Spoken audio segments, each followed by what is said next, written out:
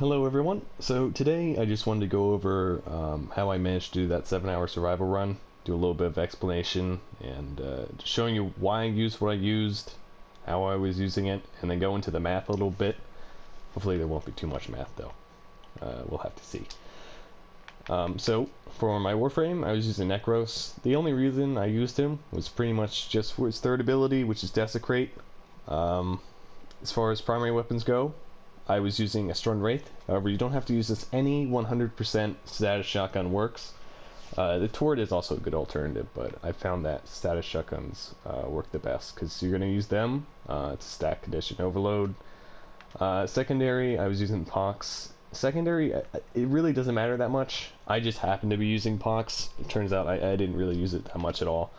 For my melee, I was using the Orthos. The melee is arguably the most important, and I picked the Orthos because I needed to have at least a 10% crit chance, because anything under a 10%, like the Legion would have been great for this if it just had a higher crit, because you can't reliably trigger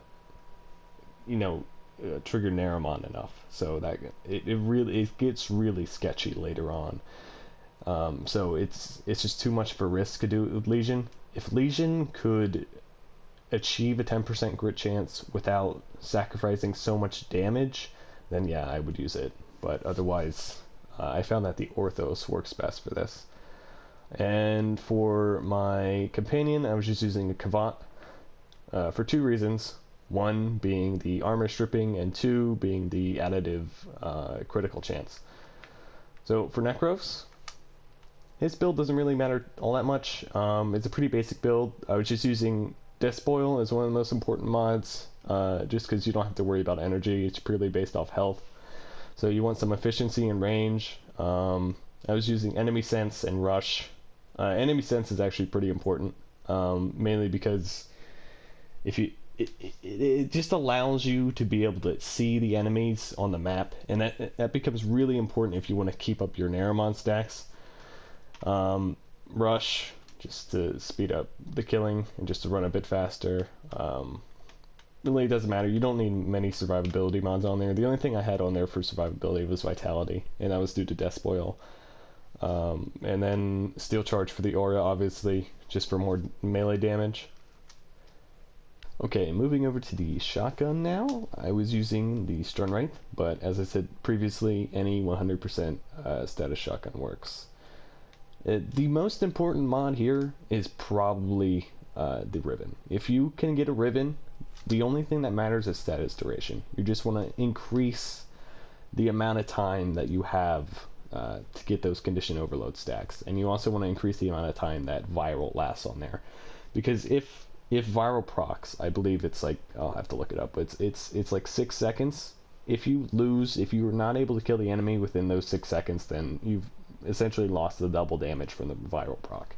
So you want to make sure that you have increased status duration. Riven works out best for this, obviously. The mod that gives it, I believe it's only about 30% increase in status duration. So Riven's, this one right here, I have 137.8, which is a significant difference as opposed to 30%. So for the statuses that I was running Viral and Electric. I just found those to be the best. Viral, obviously, for the double damage, and Electric just seems to be better than Heat, mainly because Heat, it seems like when I'm trying to desecrate the bodies and cutting up the bodies to get multiple desecrations in, it seems like the Heat damage was somewhat negating that, so I really didn't want that. Heat, yeah, I wouldn't use Heat in general. Then we got just a bunch of dual stat mods just to get up to 100%. Seeking Fury is also pretty good, extra reload speed and punch through. And then we got Hell's Chamber, chilling reload, more reload speed, some extra cold damage, and even more reload speed. I wouldn't usually use this many reload speed mods. It's just because of the unique mechanic of the Strun Wraith having all that reload speed. Like using a Orthos Prime, honestly, would be better than the Strun Wraith, but it's up to you. I just happen to have a Ribbon on the Strun that gives increased status duration, so I would just use whatever. If you have a Ribbon with increased status duration on a shotgun, use that if it can get up to 100% status chance. Okay, moving on over to the Orthos now. I happen to be using Orthos Prime for this run, but polearms in general are really good just because of their quick melee and their range. Their quick melee is excellent. Their quick melee basically does almost the same damage as its most powerful stance combo. So it allows you to switch between your shotgun and your melee, so you can stack condition overload and do quite a large amount of damage. So I was on the wrong configuration there, but here I am on the correct one that I actually used for the run. You might want to see that. So stance, again, does not matter. You can use Shimmering Blight or Bleeding Willow. Either one works. The quick melee is the same between them. So for mods, I'm using Prime Pressure Point, more damage obviously. Blood Rush, this is really important. If you haven't heard of Blood Rush yet, or you don't have it, definitely get it. It is arguably one of the best, if not the best mod in the game, just because it adds so much damage to melee weapons. Melee weapons are so far above every other weapon in the game for endgame. It's ridiculous. You're without Resonance Banshee or without some kind of damage increase from Warframe, you're not going to be able to kill level 200-300 enemies. And in melees, you can keep going on and on and on until into the thousands, and it's such a huge difference. So Blood Rush makes a really big difference. Definitely have Blood Rush on there. I was using Berserker as opposed to Prime Fury, just because Berserker gives a larger attack speed, and in the end, because you're critting on every single hit, it's 75% as opposed to 55%. Weeping Wounds, really important. You want to get your status as close to 100%. You want to be proccing gas and slash as much as possible. So running a Orthos just was the best option, because one, you want the slash so that you can cut up the bodies for desecration, and you can also run gas on it, and it has a decent status chance. I'm not sure what it is at base. Can I see this without mods, please? Just get rid of drifting and that. Yeah, it's 15% at base, so it's not all that bad, but you can get very close to 100, if not at to 100% status chance. And I was at 100% status chance because I had a 5.5 times multiplier, and you can do the math for that. But Condition Overload is one of the most, if not the most important mods here, right next to Blood Rush. With the stacking from my Strun Wraith, I was able to achieve, I believe, a 10.48 times multiplier. And how that works is your total damage is equal to your modded damage times 1.6 to the nth power. So nth is just going to be the number of status procs that you currently have affecting the enemy, and that's each different one. So if you have, say, 30 slash procs affecting them, you're not going to get 1.6 to the 30th damage. You're only going to get 1.6 to the first, so which is 60% extra damage. So with all the procs that I'm using, so I've got the toxin from the gas, I've got the puncture and the slash, and then the viral and the electric. Impact doesn't work because it's not over a duration. That's just set. It's sort of like corrosive. Corrosive won't actually give you a buff to condition overload either, so don't use like corrosive with condition overload. It's not gonna help you much at all. But yeah, so that gives you 10.48 times multiplier with 5 status procs, and then if you wanted to increase that even further, you can add in the viral, which is a what is that, 20.96 if I'm doing the math in my head. Yeah, so 20.968 multiplier. I'm using Drifting Contact as well on there, so that's just to keep the combo counter up. And then so Fever Strike and Volcanic Edge are combined to give me gas.